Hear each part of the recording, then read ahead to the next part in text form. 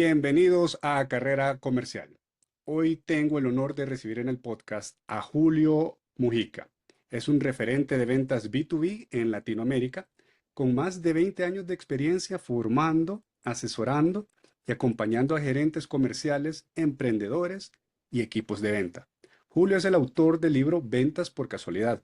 Además, creador del podcast Ventas B2B, y debo confesarlo que soy fan número uno de su podcast, no me lo pierdo todos los lunes. Tiene su sitio web juliomujica.com, donde ofrece cursos y diplomados especializados en la gestión comercial. Su visión es clara. Las ventas no dependen de la suerte, sino de una estrategia sólida, procesos bien definidos y un enfoque centrado en el cliente. Julio, no tengo nada más que agregar a tu presentación, sino que darte la bienvenida por haber aceptado la invitación a mi podcast. ¿Cómo andas? Muchas gracias, Mauricio. Y tremenda presentación, ¿ah? Tremenda presentación. Me Oh, pongo no, hasta un poquito colorado. Julio no me ha dado un 5, así que no voy a creer que él me pasó el script y todo, sino que, y aquí hice yo el Eh, balance tratando de ser el que entrevista y guardando un poquito la parte de fan, que para nadie es secreto. Soy partícipe de la comunidad de Julio por los contenidos que brinda, muy interesantes, y de ahí surgió esta iniciativa de entrevistarte, Julio, pero yo te conozco, algunos en la audiencia no te conocen. ¿Quién es Julio Mujica? Bien, oye, muchas gracias, Alfonso, y encuentro excelente esta iniciativa que tienes de tu podcast. Lo he escuchado Gracias. hoy día en la mañana, sabiéndome, anticipándome a nuestra conversación. Escuché varios de tus episodios, súper entretenidos, muy interesantes, y siempre se agradece el tener esta posibilidad de compartir conocimientos, experiencias con invitados, en fin, con tanta gente interesante, ¿no? Y que alegran la mañana, alegran el día y te hacen pensar. Yo creo que ese es el principal desafío de esto, así que súper agradecido, Alfonso. Oye, ¿y quién soy yo? Bueno, me presento. Hoy día tengo bastantes canas, tú decías más de 20 años, en realidad son más de 40. Son más Había, canas. había que suavizar la Claro, había que presentación. bajarle un par de cambios. Pero mira, a ver, bueno, yo estoy en Santiago de Chile. Aquí estoy, este es mi país, aquí nací. Y te voy a contar que mi formación original es de contador público y auditor. Yo partí en el mundo de la contabilidad, de la auditoría, de los procesos, del control. Y mis primeros trabajos fueron en empresas de auditoría, en la Price Waterhouse, como auditor. Y mientras estudiaba, trabajaba. Terminé de estudiar en la noche, una carrera muy técnica de auditoría y me puse a trabajar desde muy joven. Y ahí fíjate que me pasó algo bien especial. Creo que vale la pena el relato para los que nos están escuchando, para tu audiencia. A muy corta edad, a los 25 años, ya era gerente contralor de una empresa bastante grande. Una empresa bastante grande Qué y interesante. hubo un montón de circunstancias en la empresa que no vale la pena del caso contarlas, digamos, pero llegué a ser gerente. Entonces, muy niño, digo yo niño, bueno, en esa lógica, ¿no es cierto?, que el gerente contralor, la expectativa de la gente es decir, Claro. un señor gordo, pelado, Sí, serio. Yo era claro. un niño, digamos. De hecho, en ese tiempo me dejaba bigote para parecer un poco mayor, ser un poquito más serio. No era viejo, era joven, no como ahora. No era gordo, no como ahora. Y tenía pelo bastante más oscuro, sí. Claro. Así que partí muy joven y muy joven me tocó estar en estas lides de gerencia, meterme en el mundo estratégico. Yo venía de un mundo bastante duro, de la contabilidad, de la auditoría, del control. Y me tocó participar con un equipo ejecutivo bastante mayor que yo. Y eso me hizo participarme quizás a varias cosas. Estando, después me cambié de trabajo, ya partí como gerente contralor, ya tenía 27 años, ¿ah? Y llegué como gerente contralor a otra empresa. Y también a cargo de desarrollar estas áreas bien técnicas, bien duras, de leyes, de Claro. formatos, de procedimientos, de controles. Yo era el hombre malo, pero el hombre técnico. Ese es un poco el sentido. Y a poco andar, y perdona que me extienda esto, Sin pero creo que problema. es interesante para la audiencia, y siempre lo cuento, es que hubo una época en que nos venían a ver desde distintos lugares de Sudamérica a Chile como un ejemplo para empresas que querían desarrollar públicas y privadas en el mundo de la previsión, mi trabajo es ese último. Yo era gerente contralor de una ISAPRE, Institución de Salud Previsional, seguros de salud. Y también la gracia que teníamos era la más grande, yo era gerente contralor, y habíamos evolucionado hacia el área también de prestadores de salud. No estábamos solo en el seguro, sino que habían centros médicos, centros dentales y clínicas. Entonces, venían a Chile, te estoy hablando de los noventas, del siglo pasado, nos venían a visitar desde México, Perú, Argentina, un montón de lados, a conocer el modelo, el sistema, y querían tener experiencia de una empresa que estuviera haciéndolo y que fuera exitosa. Entonces me tocó recibir a un montón de gente porque en la empresa nuestra no había nadie que dijera, oye, ¿quién recibe a esta gente? ¿Qué quieren saber? Digamos, delegaciones, como te digo, de distintos países.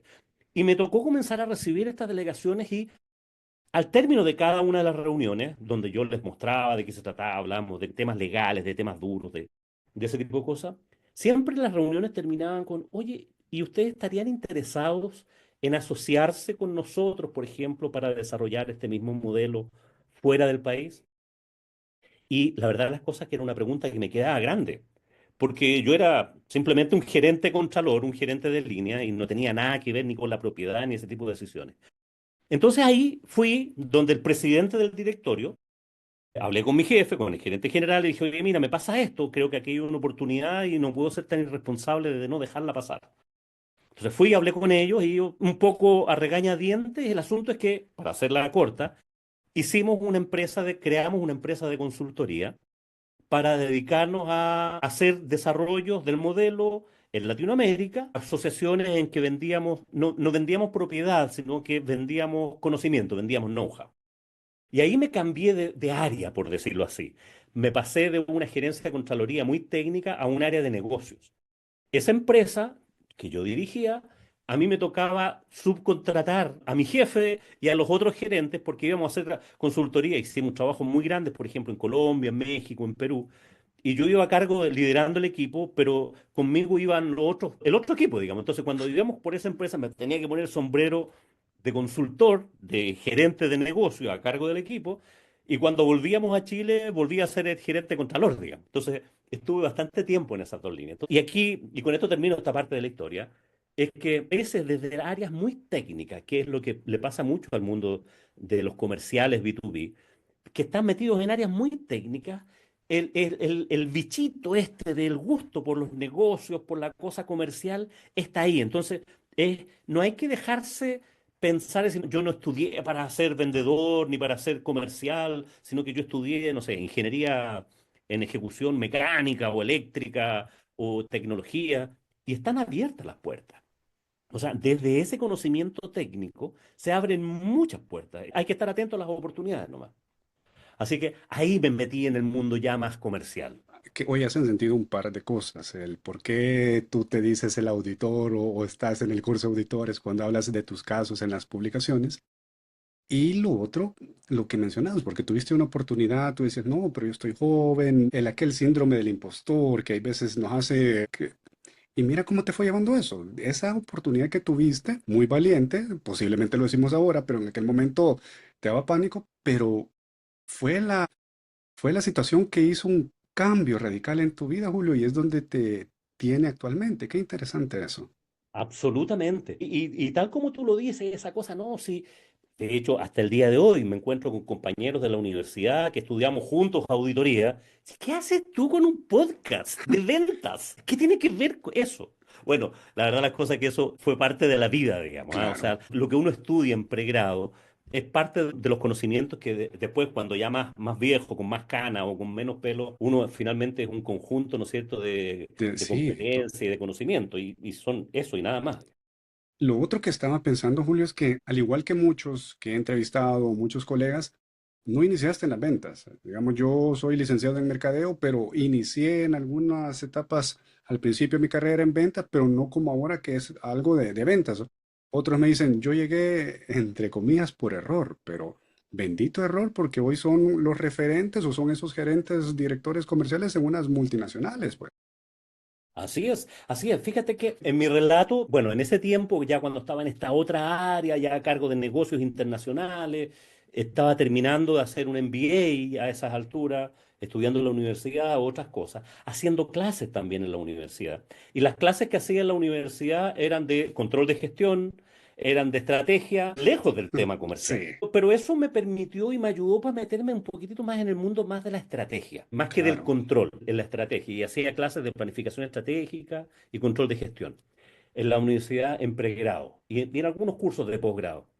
Y en ese momento tomé la decisión de renunciar a mi empleo. Tenía dos gerencias, gerente contralor, gerente internacional, pero tenía este bichito de querer tener lo mío, quería tener una consultora. Y renuncié, hablé con mi jefe no me lo podía entender, pero me dijo, bueno, ya, anda por tu sueño.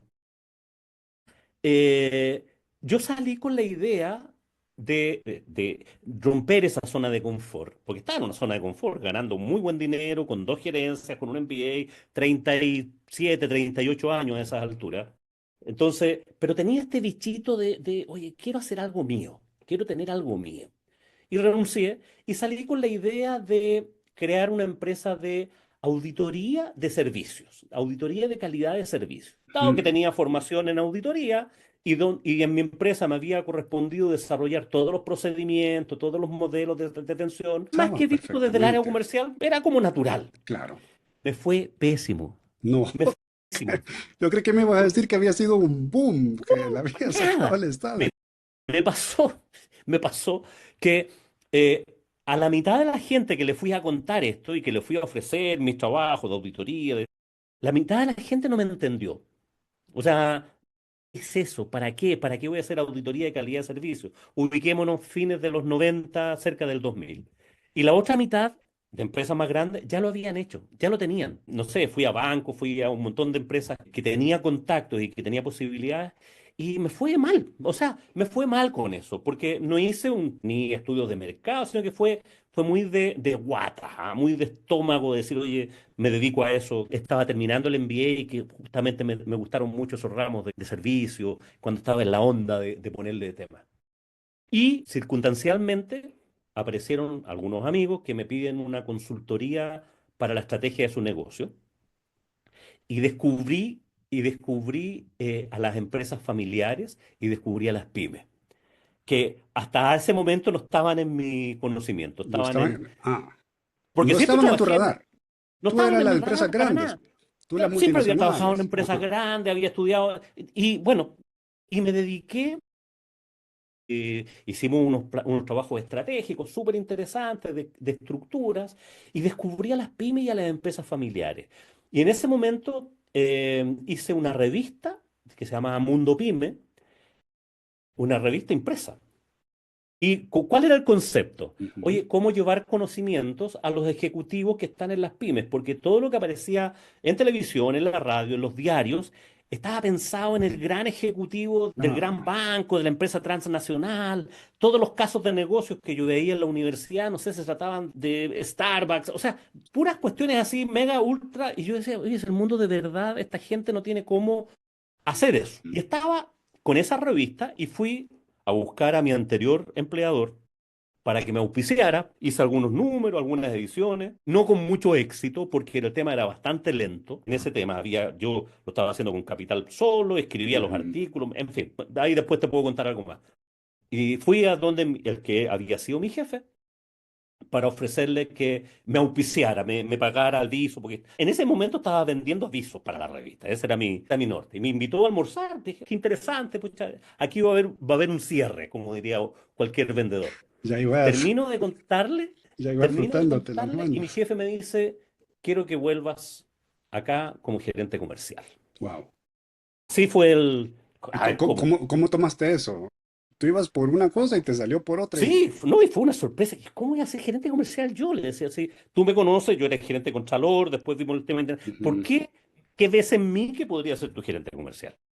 Él me dice, mira, necesito mucha estructura. Habían, no sé, 700 vendedores, 40 y tantas sucursales, y me dijo, mira, me he dado cuenta que aquí más que ser un comercial clásico, el típico vendedor así de mucha cosa, se necesita mucha estructura, muchos procesos, mucho KPI. Estaban implementando recién un CRM que no tenían. Necesito a alguien que entienda en negocio, desde la parte técnica, pero entienda que el dirigir este tema es que una cosa así muy del liderazgo carismático fuera alguien muy metido en los números, en los procesos y en eso. Por eso me calzas con el tema. Y justo una semana antes de esta reunión que íbamos a tener, donde yo iba a venderle un aviso en mi revista, tuvieron que despedir al anterior gerente. Algo pasó ahí que, un desencuentro, ¿no? Tampoco viene mucho al caso. Entonces, le salía como anillo al dedo y me dice, lo único que te pido es que tienes 24 horas para Tomar responder. tu decisión.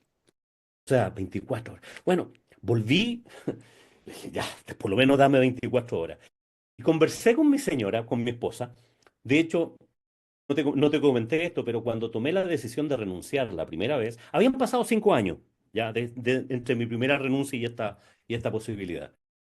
Me costó mucho tomar la decisión. Me costó mucho tomar la decisión de renunciar la primera vez. Y mi señora me hizo una pregunta que yo la encontré fantástica y que lo repito todo el tiempo. Por Dijo, favor. ¿qué es lo peor que te puede pasar? Uf, ¿Qué es lo peor que te puede pasar? Bueno, que me vaya mal, que sea un sueño, que no sea como esté, que... A ver, pero ¿tú crees en tu idea? ¿Crees en tu... Sí, por supuesto que creo. Pero, ¿cómo podemos saber si te va bien o te va mal? ¿Cuánto tiempo necesitas? te Mira, estaba haciendo casi de coach, Julio. Te sí, estaba llevando. absolutamente, absolutamente, Qué absolutamente. genial. Por eso lo comento, Es porque que genial. la Porque pregunta me hizo mucho sentido. ¿Qué es total. lo peor que te... Oye, si te va mal, vas a tener no 37, sino que vas a tener 38 años. Haces tu currículum y buscas trabajo. O sea, en un año te vas a dar cuenta. Entonces, Wow, cuando fui con esta oferta y tomé la decisión, porque eso me dio tranquilidad absoluta. claro. Y bueno, volví ahora, te tengo otra pregunta. Me estaban ofreciendo volver. ¿Qué hago? ¿Y qué quieres tú? Me dijo, mujer sabia. Bueno, por algo llevamos 40 años de matrimonio, ¿no? Claro. ¿Y qué estás pensando? No sé, es como renunciar, es que yo renuncié y quería porque quería tener lo mío, es como volver, es como, no sé, como claudicar. A ver, pero justamente en ese momento no me estaba yendo muy bien con la revista ni con otras cosas. No, fue justo la época en que estábamos con la crisis asiática, el Ya. 2001, por ahí, cuando había uno de las tantas crisis que ha pasado el mundo. A lo mejor vale la pena volver. Tú conoces a tu jefe, conoces a tus colegas, la mayoría son los mismos que estaban antes cuando tú estabas, conoces la empresa, te gusta, a mí me encantaba esa empresa, refúgiate por un tiempo y vuelve. Ya te diste el gustito de tener tu propia empresa con resultados positivos y negativos. ¿Qué te puede pasar ahora? Prueba, anda, y si te están llamando y te están haciendo una buena oferta, si económicamente te conviene y puede ser una buena... Bueno, volví como gerente comercial. Y dichoso, porque ahí me abrió el mundo a lo que soy hoy día. O sea, ahí aprendí un montón de cosas, lo que es dirigir a 700 vendedores, 40 y tantos supervisores de venta, gerentes a mi cargo. En la empresa trabajábamos 1.200 personas a nivel nacional y de la gerencia comercial éramos 1.100. O sea, bajo mi cargo estaba el 90% de la empresa. Así que en la práctica yo era el gerente general. De hecho, mi jefe estaba más orientado a temas más bien de política con el directorio. Habían varios líos legales en ese tiempo en Chile. El tema salud, tú sabes que no es, de todas partes Complicado. es bastante controvertido. Y estábamos solamente, eso no lo había dicho, habían ocurrido algunas divisiones y esta era solamente la parte de seguros, la parte de seguros de salud, a la cual yo me fui a hacer cargo. Así que ahí volví. Volví con 5 años más de experiencia, un cargo nuevo y haciendo clases en la universidad y ya tenía algunos directorios que pedí permiso para seguir manteniéndolos, digamos así, algunas asesorías permanentes que eran reuniones de directorio, en el fondo que era medio día al mes Ujú. que podía tenerlo. Me pusieron algunos problemas, pero finalmente pude hacerlo. Así que ahí me metí fuertemente en el tema del comercial derechamente. Y ahí ya no hubo vuelta atrás. Ahí es el Julio que conocemos ahora. No, todavía no. Falta. Oh, Todavía por no. Dios. Todavía no.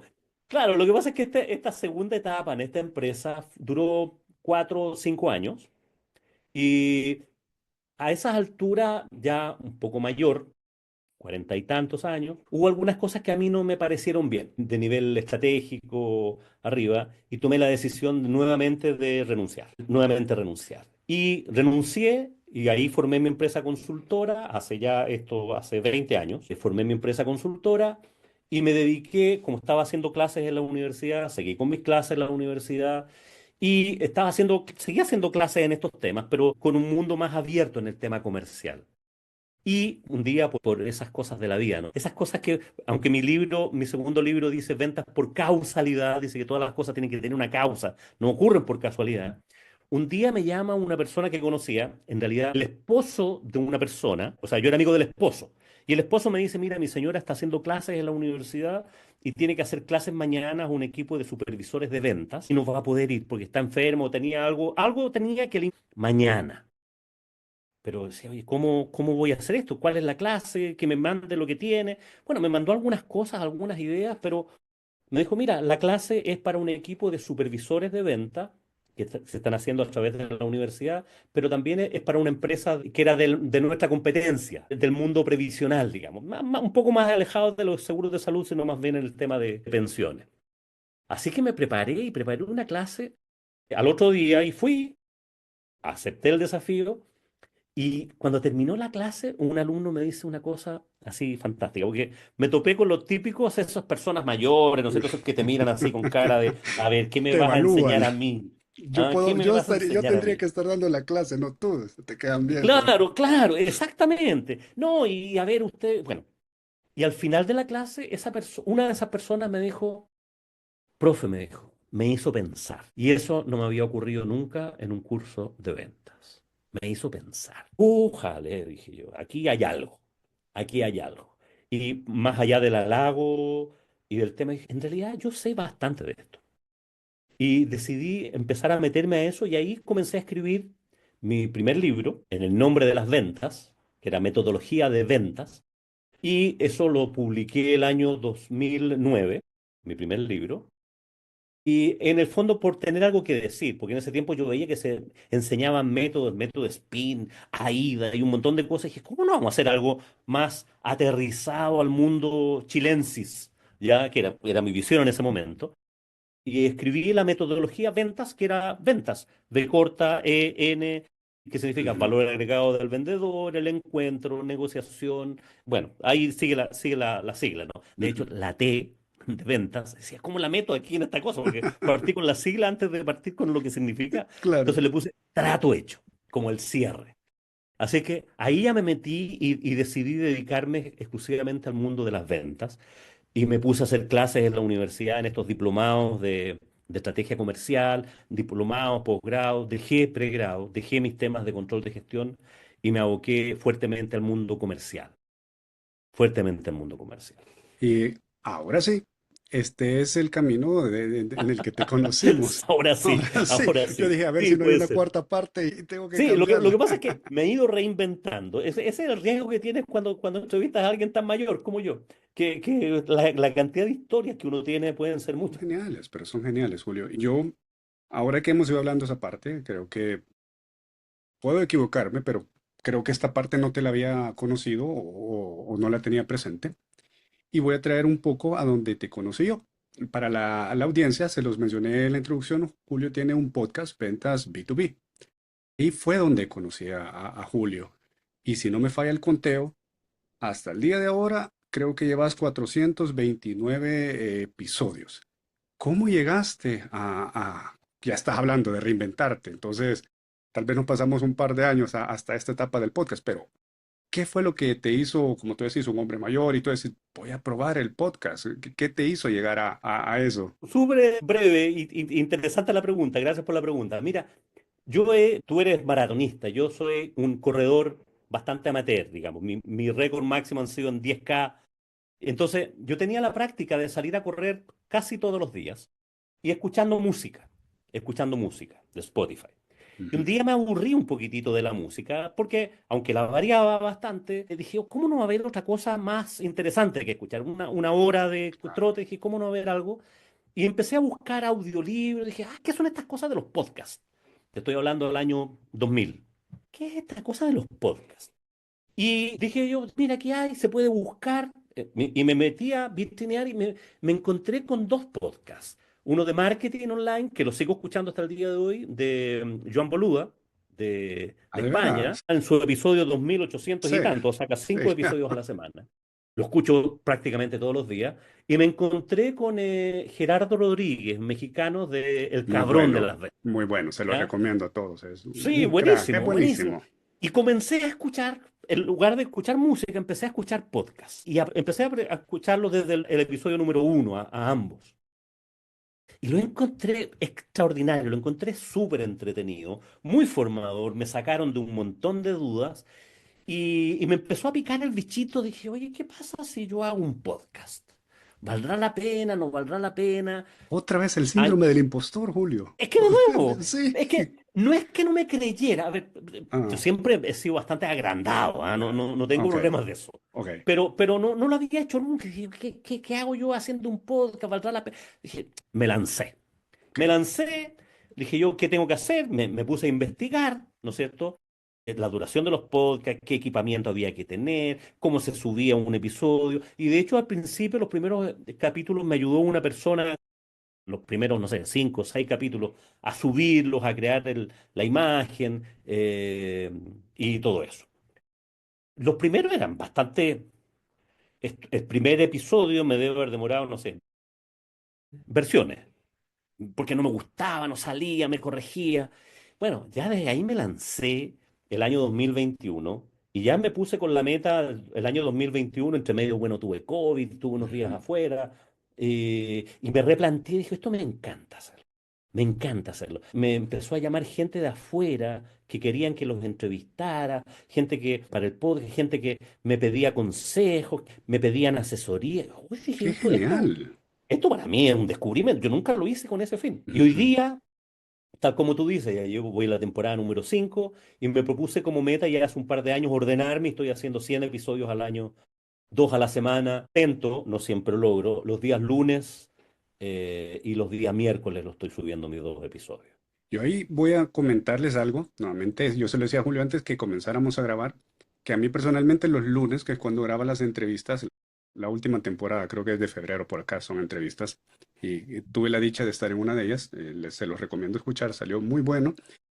Que yo digo lunes, vengo de hacer ejercicio, Julio, corro, relax, y lo que tú dices, ya música, ¿para qué? Ya te pones la misma canción. Y ahí es donde yo, el episodio de Julio, y lo voy disfrutando, porque es un estilo bien ameno, no es aquel podcast formal, sino que vos le vas dando tu estilo. Y lo interesante, Julio, y yo te quiero hacer el reconocimiento ahorita que esto va a salir al aire, es que parte de lo que tú hiciste me inspiró a mí a lanzar mi podcast, desde escuchar tu podcast, como cuando tú me entrevistaste, porque fue como el empujoncito que necesitaba yo. Entonces también te lo quiero reconocer porque así como cambias mi vida, ¿cuánta gente has estado tocando a través de los episodios del podcast? Entonces eso me parece genial y te lo quería reconocer.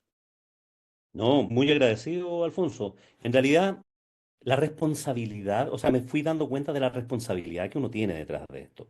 Porque hay gente que confía en los consejos, confía en lo que tú le estás diciendo, gente que te Exacto. llama y te dice, me llamó un día una persona de México y me dice, mire, lo estoy llamando de parte de mi jefe y él quiere tomar un curso y me pidió que buscara un profesor para un curso y tiene que ser con usted. ¿Por qué? Y después me entrevisté con él y me dijo, es como si te conociera de toda la vida.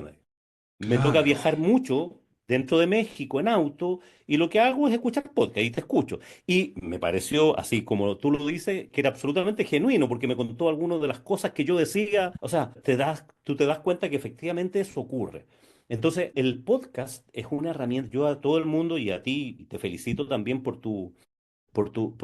haber partido esto, porque yo sé que tú también llevabas harto tiempo y con esta idea, dándole vuelta. Sí, Claro, nosotros nos conocemos en LinkedIn, tú comentas casos, haces publicaciones, yo te comentaba algunas cosas, tú comentas las mías.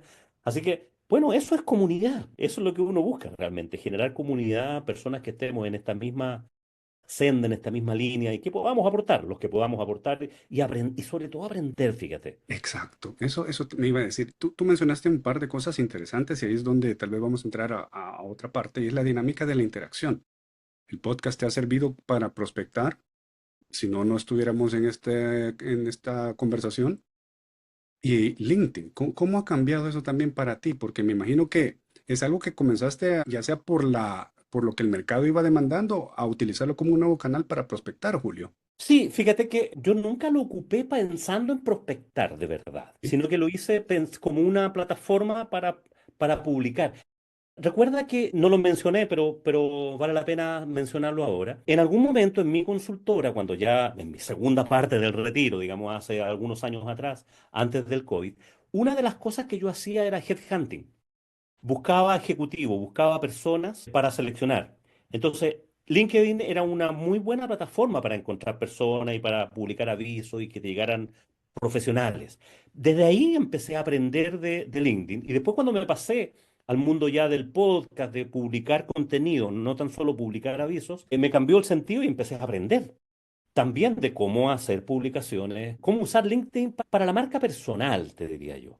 Más que pensando en prospectar, y aquí quizás otro mensaje para tu audiencia, es que en la etapa, cuando uno está en la etapa temprana, uno tiene que ir a buscar clientes. Llega un momento en que ya desarrollas tu marca personal y fuera de estar, de ser, y sin ponerme el síndrome del impostor tampoco, pero llega un momento en que tú te transformas en un referente, puede parecer una palabra grande, digamos, pero Sí, si estás publicando contenido, tengo 2 libros, voy en el episodio 429 del podcast a hoy día. Si estás en eso, ya la gente te empieza a conocer. hay una Entonces, autoridad de tu parte. claro, exactamente, y con una responsabilidad enorme, porque To- ya no puedo equivocarme, por decirlo así. Es una responsabilidad enorme. Y el tener invitados como tú y como otras personas que están en este mundo, además de ser nutritivo para la audiencia, para mí es súper potente porque me ha permitido conocer gente súper valiosa, conocedora, con experiencia y que me aportan a mí personalmente mucho contenido. Ya, aprender a aprender. Entonces, para mí el podcast es como una excusa casi para seguir aprendiendo. Claro. Y aquí estás tocando unos puntos muy importantes, Julio, porque ya lo dijiste, sos autor, sos mentor, consultor, es decir, hay autoridad, sos un creador de podcast y me hace reflexionar. ¿Por qué crees que compartir contenido educativo es clave para quienes lideran hoy en el mundo de las ventas? Muy potente la pregunta, muy Te la importante. tenía que hacer. Sí, no, bien, excelente, extraordinario. Mira, creo que, bueno, tiene varias miradas tu pregunta y la respuesta. Y esto tiene más que ver con un desarrollo personal. O sea, a ver, a las personas que nos gusta el mundo de comunicar, de liderar, esa cosa que se te da el hacer clases, por ejemplo. Yo hago clases desde muy joven en la universidad y eso me ha ayudado a ir desarrollando una responsabilidad, un hábito de estudio y darle una estructura a los pensamientos, a esa cosa desordenada que andamos por la vida, ¿no es cierto? A ponerlo por escrito, a ponerlo en una idea que sea entendible por otro. Y eso te genera a ti mismo una herramienta enorme de aprendizaje. O sea, aprendes cuando estás hablando de lo que sabes y aprendes muchísimo más. Aprendes muchísimo más porque no es cosa de leer un libro y hablar, que uno podría hacer eso. Yo, por ejemplo, todas las clases que hago en la universidad o cuando tengo grupos de formación, nunca hablo desde lo teórico. Todo lo que digo es desde lo práctico. Y eso me lo ha permitido el tener muchas experiencias, ver muchos casos, aprender a escuchar. Escuchar del otro, ya hay qué cosa. Los mejores ejemplos los he escuchado de mis alumnos, de mis entrevistados. Entonces, el aprendizaje es enorme, el ser curioso, el no darlo por sentado. Ese tipo de cosas te hacen, de todas maneras, un mejor profesional, más amplio, te amplía el tema. Y el hecho de obligarte a el ser riguroso cuando preparas clases, o preparas un podcast, cuando preparas una entrevista, no puedes hacerlo mal. O sea, ya te pones tú mismo un nivel de Exigencia. exigencia que te va ayudando a ser mejor. Es como tú cuando corres tus maratones. Tú ya no corres pensando en que hoy llegaré, no llegaré. Tú estás pensando siempre en Exige. cómo mejoro este espacio, cómo logro. Y eso es tuyo. O sea, no va a Claro. haber nadie al lado para aplaudirte, decir, ¡oh, qué felicitaciones! Eres tú mismo. Y Personas. eso es lo que a mí me llena de orgullo. Es muy valioso lo que mencionas, Julio, y de verdad que me ha dejado pensando, porque hablas de preparación, hablas de ser o tener la mentalidad del eterno estudiante. Hoy funciona algo diferente a lo que funcionó hace unos meses, no digamos hace unos años atrás. Y aquí te voy a llevar a otra parte que ya tocaste de los comerciales. ¿Por qué crees que todavía existe esa resistencia del comercial o del gerente comercial en capacitar a su equipo? Ok, escucha un podcast, cree que ya va a vender, compra un libro y todo, pero esa es la teoría, por un lado, y la otra la práctica. Pero a pesar de eso, las capacitaciones, y no voy a generalizar, pero voy a hablar de los ejemplos que vemos en el medio, cuesta darle la importancia versus decir, ojo, se te arruina una máquina e invertirse al instante, pero en formación lo pensás, ¿qué será que hace que uno sea renuente en ese tema, Julio? Mira, yo creo que hay mucho de pensar que esto es puro sentido común. O sea, ¿cómo no vas a saber si yo he vendido? ¿Cómo alguien va a tener, y sin haber estudiado, cómo otro va a necesitar estudiar, que alguien lo capacite para vender? Es un poco ahí de mirar, de invalidar el mundo de las ventas, el mundo comercial, tiene mucho de estructura y menos de intuición, que es lo que se piensa, radicalmente lo que piensan estas personas. Oye, es mucho de ángel, de tener una buena llegada, de ser simpático, de conocer un poquitito el producto. ¿Para qué va a tomar un curso para decir eso? Entonces, yo creo que va por ahí, ¿ah? Y un poquitito la ceguera de pensar que, oye, basta con que yo me la puedo. O sea, yo lo que esta gente necesita es rigores, mano dura, es que los controlen y que los vigilen y que hagan el trabajo y tienes que hacer 10 llamadas al día. Entonces, mi función es que haga 10 llamadas al día. Y con eso me quedo tranquilo con que está, ya debería salir a vender. Pero nadie le dice, oye, qué tiene que hablar en esas 10 llamadas, a quién tiene que llamar, cómo ver, hacer una entrevista, cómo ver una primera reunión, si es un cliente. O sea, todo ese mundo se da como por sabido. O se espera que el otro lo traiga, que el otro lo tenga. Y hay mucho material, porque tú decís, vamos a hablar en los roles de ventas. Este ya tuvo experiencia en tal sector, ya sabe vender, pero tal vez antes vendía a personas, hoy está en el B2B. Son dos monstruos completamente diferentes. Entonces, Así es. no es lo mismo estar hablando con Julio, la persona, que hablar con Julio, el CFO y el CEO que deben de dar la autorización a su proyecto. Entonces, como que lo damos por sentado, Julio, y como que pensamos que las ventas, voy a ser atrevido, en muchas ocasiones el gerente cree que son los tiempos de hace 20 años que tú decís que iniciaste, que estabas con tu taza de café, leyendo el periódico, y no, hoy hay redes sociales, que es otro canal para prospectar, no el más importante, sino que es uno más. Entonces, ¿dónde está la actualización, verdad? Claro. Y el otro punto es que antiguamente, y sigue, yo lo sigo viendo en muchas empresas, hay una disociación entre marketing y ventas. O sea, son Total. dos animales que tienen que funcionar, dos áreas distintas. Y claro, puede ser que la especificidad puede ser, pero tiene que estar pensado, tienen que ser áreas que conversar. La gente de ventas tiene que aprender mucho de marketing.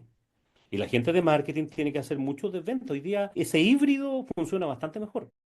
Y no sé si te va a sonar esta historia que puede ser ficticia, pero dice marketing, yo ya le di los leads a ventas, ventas no cierra.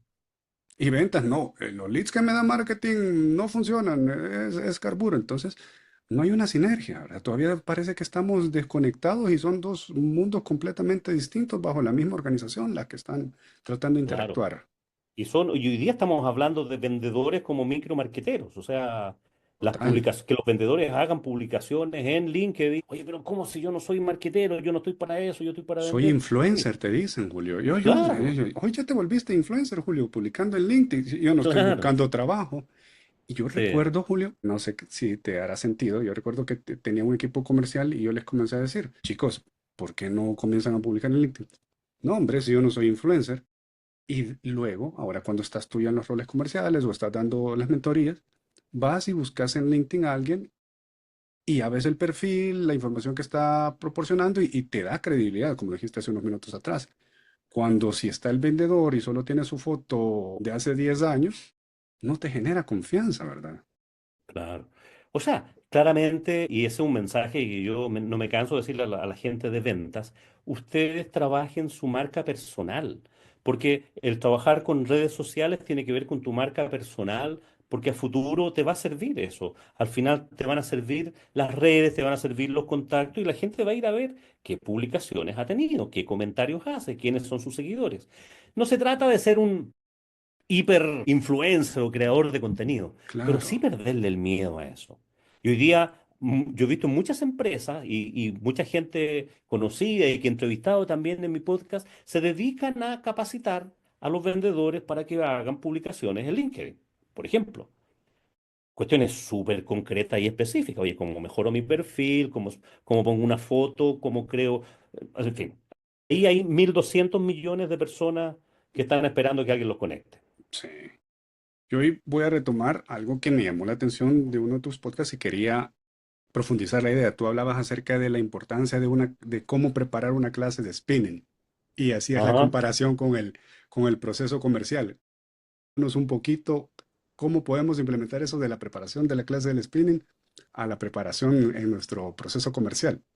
Claro, a ver, ese episodio lo tuve que volver a reponer porque dentro de las trampas que tiene Spotify, bueno, ¿qué decía en ese episodio? Y qué bueno que retocas porque en el fondo yo ahora troto, pero también lo combino con spin y hago bastante al gimnasio, hago spin, troto en el gimnasio y cuando voy al spinning una de las cosas que me encanta es esa adrenalina que te meten y parte del tema es la música que está ahí, pero se nota mucho cuando el profesor ha preparado la clase.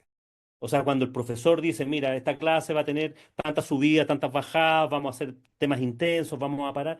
Tú te das cuenta que, acompañado por la música, que es una muy buena excusa para meterse en ese mundo, a cuando el profesor llega a improvisar, a decir, oye, a ver, ¿qué música quieren escuchar más o menos? ¿Ya? Podría hacerlo porque hacen eso todos los días y varias veces al día. Pero Y ya uno te como motiva. profesor, o en el mismo podcast, Ajá. uno podría ver de qué hablo y ponerse a locubrar cosas. O esta cosa tiene, y tú que estás en el tema del podcast también, y esto yo lo he conversado con hartos podcasters, oye, el trabajo de hacer un podcast, claro, uno está 20 minutos cuando te toca hablar solo, o más tiempo cuando tienes una entrevista. Bueno, los entrevistados te ayudan a ampliar el conocimiento y a una menor exigencia para un entrevistador, digamos, porque la carga se la lleva el entrevistado. Pero cuando tú tienes que preparar un podcast donde hablas tú por 20 minutos, más o menos, que es lo que yo pretendo hacer, oye, esa cuestión tiene una preparación de un mes antes. Un mes antes yo he puesto una lista de temas que voy a tocar y los empiezo a pensar. Los empiezo a pensar, empiezo a investigar, busco más información, a ver qué se ha dicho sobre esto, cómo lo puedo tocar, y le das vuelta, y le das vuelta, y le das vuelta, y le das vuelta, y finalmente te sientas frente a un micrófono. Y eso es preparación. Claro. Es como preparar una clase para la universidad o para un curso. Claro, la persona, y esto corre para los vendedores también, cuando sienten que ya se la saben todo y pueden llegar a improvisar, cualquier cosa es cuando Mm. les va mal, cuando les va mal, cuando nos va mal, cuando no nos preparamos suficiente. Es lo importante, por eso lo traía, Julio, porque ahí es la importancia de la preparación. Como tú decís, tengo una entrevista, ya me pongo la ficha técnica del producto, perfecto, pero ya leíste la página web de la empresa a la que vas a ir a prospectar, vas a hablar con la persona o vas a estar improvisando. La preparación dice mucho, por eso quería traer esa parte. Y con el ejercicio, ¿cómo sentís también la preparación que hay, que es parte mental con parte de habilidad y cómo lo llevarías a la parte comercial? Bueno, buen punto, Mauricio. La verdad las cosas que es un todo. O sea, cuando en el fondo tú decides en qué pensar cuando estás pensando. Publiqué hace algún tiempo los 6 episodios de los 6 sombreros para pensar. Y ponerte y concentrarte en pensar de alguna manera. Y eso es una decisión. Cuando no haces esa definición, divagas y no pasa nada. No pasa nada. No se trata de ser hiperestructurado, pero sí ponerte a pensar en ciertas cosas. Y lo mismo pasa con el ejercicio. O sea, si tú, que has corrido maratones, sabes cómo funciona la exigencia y mucho de eso es mental. Mucho de eso es mental, además de lo físico, ¿no es cierto? Los cuidados, la Claro. alimentación, el sueño, etcétera, pero mucho de eso es mental. Entonces, esa capacidad tiene que ver con la posibilidad de pensar, a ver, no se trata, a varios libros en este último tiempo, ¿no es cierto?, de estar sobrepensando. No, no es un tema, o sea, es inevitable pensar. Entonces, dado que es inevitable pensar, bueno, piensa en cosas que sean útiles. O sea, en cosas que te ayuden a mejorar a ti como persona, a meditar, no irse al monte, ¿no es cierto? Eso, si alguien quiere, bien, le funciona, le sirve, bien. A mí no me gusta mucho eso, pero yo, Claro. yo salgo a pensar y me voy a tomar una cerveza en las tardes, tengo un lugar cerca de mi casa y me tomo una o dos cervezas y me como y y voy solo y voy a Mm, pensar, o sea, voy pensando, voy meditando en el camino, cuando salgo a trotar, cuando hago spinning, estás pensando, es inevitable. Entonces, eso es parte de la preparación para las clases, para escribir. De hecho, no sé si te lo comenté en su momento, pero yo he escrito dos libros y los dos libros los escribí trotando. O sea, cuando yo iba a ujú. trotar, pensaba en un episodio, pensaba en un capítulo y le daba vuelta, lo voy a tomar así, lo voy a tomar así. Lo mismo me pasa ahora con los podcasts. Y después cuando vuelves, ¡pum!, escribe y fluye. Pero lo pensaste antes, no es un tema de inspiración así sublime, de las musas vengan a mí. A mí por lo Sí, menos no me da. Puede no, haber gente que sea muy talentosa que les dé, pero no, yo requiero más trabajo. eso es genial, por eso te hablaba de la parte mental, porque, y ojo, no se han confundido podcast, porque no es que estamos hablando aquí de mindset, de llegar al Eso. nirvana y todo, no, pero es importante porque la mentalidad te puede definir, así como en las ventas, una mentalidad de voy a ir a cerrar este trato y a pesar de que sea difícil, seguís adelante, que no, y este trato no sé si voy a cerrar, la mentalidad lo dice todo y es lo que les digo a la gente, por eso te vuelvo a decir, tú te preparas en la clase, pensás y ejecutás. Entonces, esa combinación me parece espectacular. Julio, y a pesar de que has tenido todo este tiempo, has enseñado, ¿qué te inspira o qué te mueve? No voy a corregir, inspira. ¿Qué te mueve a seguir enseñando sobre ventas luego de tantos años? Me encanta, me gusta, lo paso bien. Siento que me siento muy agradecido por las personas que me llaman, que me piden consejo y que los escuchan. Gente a la cual puedo hacerle mentoría. Entonces me siento con un deber, me siento como con una responsabilidad enorme. Y puede parecer un poco vanidoso, pero me gusta eso. Me gusta eso. Me encanta cuando hago una clase, por ejemplo, y termina la clase y los alumnos aplauden. No por vanidad en el No, sentido del artista, no, pero digo, sirvió. valió la Y pena. yo me entretuve y lo pasé bien. Yo lo paso bien haciendo el podcast. Esta conversación a mí me entretiene, me encanta, la disfruto. El otro día estaba, claro, mi meta es llegar a fin de año al episodio número 500. Pensaba y conversaba también con mi señora, ¿pararé? ¿En qué momento voy a parar? Cuando llegue al 1000, en 5 años más, 5 años y medio más, ¿qué edad voy a tener? ¿Voy a tener fuerza? Espero que sí. Espero que sí, sí, sí. La gracia que tiene el podcast, el escribir, el publicar, es que no necesitas estar físicamente así en la mejor de los mundos, pero sí mentalmente. Espero que la mente, la inteligencia, la capacidad, el entusiasmo me acompañen en ese sentido. Y eso me ayuda, y eso me ayuda. Por lo menos este año que esperamos tener vida, yo espero ahí estar apoyando en los episodios y, como te digo, religiosamente escuchándolo los lunes en las entrevistas y los miércoles. Julio, has hablado de tus libros, has hablado del podcast, de tus clases, pero ¿en qué otros proyectos anda Julio pensando en estos días? Buen tema, buen tema. Yo también le estaba dando vuelta. Mira, estoy haciendo cursos, estoy programando algunos cursos abiertos en dos niveles, uno para vendedores y en otro para ejecutivos comerciales, y el otro nivel es para directores comerciales. Voy a hacerlo como en formato abierto, espero hacerlo dos al año, dos programas al año. Entonces las personas van a poder tomar el nivel uno, si es que solamente quieren aprender de venta consultiva, de cómo cerrar mejores negocios, etcétera, etcétera. Y el nivel 2 para los que quieran avanzar con eso, aquellos que tienen la responsabilidad de dirigir equipos comerciales, temas de liderazgo, temas de delegación, temas de metas, etcétera, etcétera.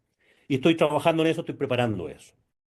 Estoy escribiendo mi tercer libro y Genial. sí, y lo tengo ahí, de repente lo tomo, ahora lo volví a retomar. Y es una novela, y es una novela, pero de No. un vendedor. Qué No podría ser, no yo podría dije, ser, ¿no? se salió del rubro, Julio. Ya. No, sigo en el mismo rubro. Y mira, yo estoy empecinado en esta cosa de que a las personas necesitan aprender y ya no están en el método de aprendizaje más tradicional. Claro. Entonces, el podcast es una manera. Los casos de negocio que tú los mencionabas delante, yo publico cada 15 días en LinkedIn un caso de negocio que son situaciones que me han ocurrido o gente que me ha hecho preguntas y las personas pueden opinar. Tú eres un asiduo Sí, y con opiniones súper potentes para eso. Entonces, eso es otra forma de aprender de casos de negocio. Y ahora le di una vuelta y dije, güey, quiero escribir algo, pero quiero salirme de la cosa más técnica. Quiero escribir una novela. Yo en vacaciones leo mucho, pero leo cualquier cosa menos de ventas ni de cosas técnicas, leo igual. novelas de Bienvenido. crímenes y pasión y Te secuestro, relaja, te de relaja, cualquier mime. cosa. Sí, absolutamente, ¿no? Y entretenido esa cosa de seguir el episodio. Entonces, sí, me quedé, oye, qué gana, o sea, ¿cómo actuará esa persona que escribe y que te deja, oye, no quiero seguir el otro capítulo, quiero seguir, como esas series que uno ve en Netflix o en estas Sí, plataformas, que uno quiere seguir con el episodio siguiente? Entonces le di una vuelta y estoy empezando con mis primeros borradores. Ya llevo escritas qué algunas páginas genial. y tengo delineados algunas. Tengo el final, Bueno, tengo algunos intermedios, tengo algunas cosas, así que espero de aquí a, no sé, 3, 4 meses. Ahí me ha costado enfocarme, porque para muchas cosas yo tengo horario y soy estructurado, pero para ujú, escribir la novela como que me ha costado decir, oye, eso lo voy a hacer en tales horarios, en tales momentos. qué Cuando lo había perfecto. pensado hacer, las 2 veces que lo he intentado estaba muy cansado, o sea, ha sido después de un día con mucho trabajo. Atareado. Ya quiero ir a tomarme una cerveza, no quiero ir a escribir. Oye, pero estoy escuchando solo cerveza y el vinito chileno le entras No, eso, también eso es de fin de semana, a eso, fin de eso para el semana. almuerzo el fin de Con semana. una carnita, Claro, un buen cortecito, niño. Qué asado, bueno, qué sí, bueno. claro. No, Julio, en la es semana soy más de cervecita. cerveza en la tarde. Qué bueno. Claro, es que en la semana no tomo vino a mediodía, entonces me voy a tomar mi cervecita ahí en la noche, ahí me junto a veces con mi hijo, que compartimos mucho con él. Qué Se genial. casó hace poco tiempo y Lo vamos y recuerdo. tenemos. Lo Sí, pues. recuerdo. Eso me gustó. Y eso, antes de cerrar, me quiero ir con eso. Que me encanta cuando haces esas partes bien, bien humanas, bien frágil, no sé qué palabra ponerle, pero genuino. Sí. Quitas al Julio el estructurado, el catedrático, el mentor, y recuerdo eso y conectó bastante conmigo esa publicación. Genial, Sí, tú sabes disfruto. que es la publicación que ha tenido más like, ha tenido De más veras. vistas. La foto de mi hijo cuando se casó ahora en enero Casi pasado. que le dices, hijo, te voy a tener que sacar más en la, en la No, foto para que suba mira, visibilidad. cosas que pasan, porque ese es un tema. De repente, oye, ¿cómo sigues publicando? De repente hay 2 personas que te levantaron el dedito para arriba. Me da pena, me decía uno, me da lástima. ¿Cómo te sentirás? Al contrario. Si Sincero. aquí uno en el mundo B2B, y ese eso es interesante comentar, que en el mundo B2B importa mucho más la tasa de conversión que la tasa de gente que te sigue. O sea, cuando tú quieres compararte con Instagram o con YouTube, que hay cientos de miles de seguidores y de vistas y cosas así, Ujú, pero eso tiene una conversión muy baja, porque claro. son segundos, son instantes. Entonces, en cambio, en el mundo B2B, en LinkedIn, en el mismo podcast, es poca gente, pero es tu nicho, es la gente que quiere realmente oírte, la gente que realmente quiere Sí, escucharte. sí, total. Julio, ¿y Así lo mismo. dónde te puede seguir la gente? ¿Tienes página web? ¿Cómo apareces en LinkedIn? Y el podcast nuevamente, que ya lo repetí, pero dilo tú, ¿cómo aparece en Spotify o Perfecto. Apple? A ver, mi página web es juliomujica.com. Ahí pueden ir, buscar, tengo algún material. Tengo que actualizarlo un poquitito, la he dejado un Ujú, poco de lado porque he estado también con varios proyectos dándole claro. vuelta de manejarlo. En LinkedIn es mi red social que más uso, Julio Mujica, consultoría B2B. Ahí me pueden encontrar, por Julio Mujica ahí aparezco fácil. Y en Spotify, Ventas B2B. El podcast Ventas B2B lo pueden escuchar 2 episodios a la semana, 100 episodios al año. Y ya está con video incluido, te ha quedado genial. Estoy subiendo, mira, me ha costado un montón. Contigo partí cuando te Ujú, entrevisté, fuiste mi primer entrevistado de este año y partí subiéndolo a YouTube porque quería probar un poquitito ahí. La verdad, las cosas porque no quiero cargarme. Entiendo que, o sea, para ujú. mí ha sido un agrado hacer el podcast, porque no necesito estar preocupado ni de la luz, ni del maquillaje, ni Te qué ropa entiendo. uso, si la usé o no.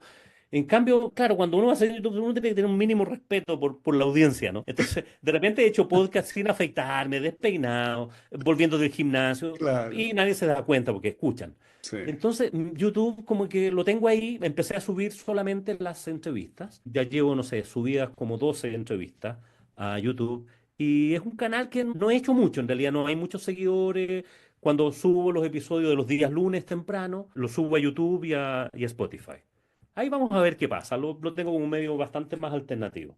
Qué bueno. Y ya para terminar, Julio, me gustaría o te pediría que me compartas dos aprendizajes que te llevas de nuestra charla. Dos aprendizajes. Interesante, Te interesante. advertí, te advertí. Sí, no, está bien, está bien, está bien, está bien. Es que no me quedé pensando en eso. Mira, el aprendizaje más potente es cómo reafirmar la curiosidad y la admiración. Ambos partimos escuchando podcast, escuchando a otros, admirando a otros y la curiosidad de seguir aprendiendo. Eso creo que es súper potente para este episodio, por lo menos para mí en lo personal. El incentivar la curiosidad, el incentivar esta admiración por otras personas que van un par de pasos adelante y bueno, mirarlos como referente, no con envidia ni para copiarles, sino que, oye, ¿qué aprendo de aquí? De hecho, eso es lo que uno hace cuando estudia, cuando aprendes, cuando lees un libro. Haces eso. Ese es un aprendizaje potente de este episodio, Mauricio. Y el otro tiene que ver con esta dinámica de la responsabilidad en la preparación de las acciones que uno acomete, como vendedor, como podcaster, como profesor, como relator de un curso, como la responsabilidad que tenemos de prepararnos bien, de que a nosotros nos guste, primero, de tal manera de transmitir a otros el entusiasmo por aprender y las ganas de aprender. Genial. Yo te agradezco el espacio, Julio. Espero poderte tener cuando lances el libro. Ya va a quedar hecha la invitación para poderlo charlar, explorarlo, saber cómo fue esa jornada para poder llevar a cabo el libro. Así que te agradezco por tu tiempo nuevamente. Mira, o sea, yo te agradezco a ti y un tercer A aprendizaje ver, en esta cosa. Perdóname dale, que dale. insista, pero cuando uno se compromete en público, realmente te comprometes. Sí. Entonces, un desafío que yo aconsejo a todas las personas, cuando quieran hacer algo, pero les cuesta tomar la Ujú. decisión de hacerlo, comprométanse. Y Total. eso tiene que ver con casarse públicamente, decir que vas a dejar de fumar públicamente, con reconocer que estás excedido de peso, o sea, cualquier cosa que uno quiera hacer, esa cosa que le das vuelta, que sí o no, cuando la declaraste públicamente, ya te haces Es responsable. Ya cierto, cierto. Tenés toda la razón. A mí me pasaba, yo recuerdo para mi última maratón. Yo ponía, estoy entrenando esto y lo otro. No, no era para echarme flores, sino como tú decís, esa como responsabilidad, digamos, número uno, contigo, ya me comprometí, esto lo voy a hacer. Y dos, directamente inspiras a la gente, Julio. Entonces ahí viene algo así bien, es, bien, bien interesante. Muy, muy buen aprendizaje, al mismo tiempo. te lo anoto también para mí. Y bueno, gracias nuevamente. Muchas gracias a todos, a ustedes que escucharon este episodio. Espero que lo hayan disfrutado tanto como Julio y yo lo estuvimos grabando y nos escuchamos en la próxima.